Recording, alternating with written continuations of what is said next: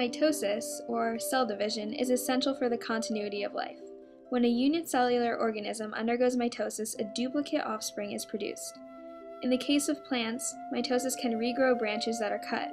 Mitosis allows for sexual reproducing organisms to develop from a zygote to a fully grown organism.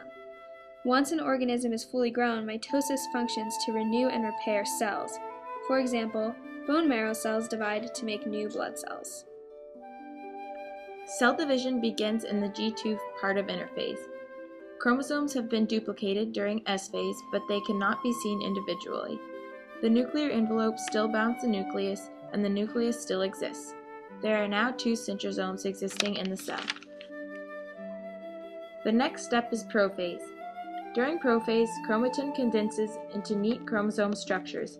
Sister chromatids attach at the centromere and along their arms by cohesions. Mitotic spindles and asters form and extend from the centrosomes, which are moving to separate poles of the cell during this stage. During metaphase, the chromosomes line up along the metaphase plate. Microtubules from opposite poles attach to the kinetochores of the sister chromatids. During anaphase, the sister chromatids are separated. The cohesion proteins are cleaved, and the chromatids are pulled to opposite poles by the kinetochore microtubules attached to their kinetochores. Each sister chromatid is now considered as one chromosome. The cell begins elongating as the non-kinetochore microtubules lengthen. In telophase and cytokinesis, two daughter cells form. Each cell has its own nucleus, and nuclear envelopes form to surround the less condensed chromosomes.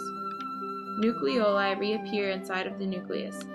The cell membrane makes a cleavage furrow that pinches the cell apart into two separate ones. Mitosis results in the creation of genetically identical daughter cells. Each daughter cell is diploid, meaning that it contains two chromosome sets. All body, or somatic, cells are diploid.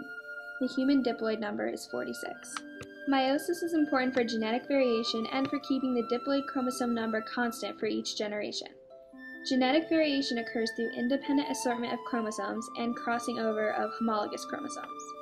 Meiosis keeps the organism's chromosome number constant by reducing the number of chromosomes in each daughter cell from diploid to haploid, or half.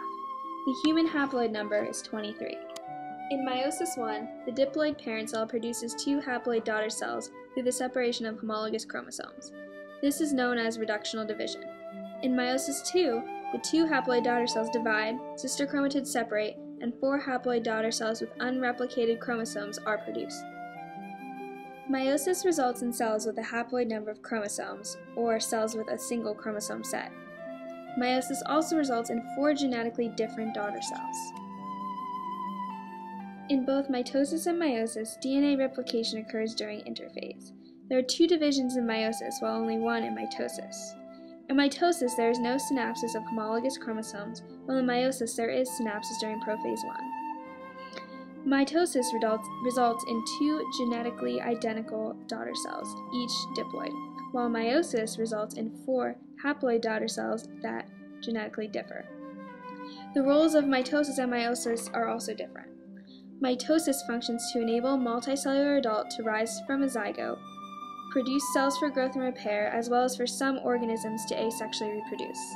Meiosis produces gametes that are haploid and also introduces genetic variability.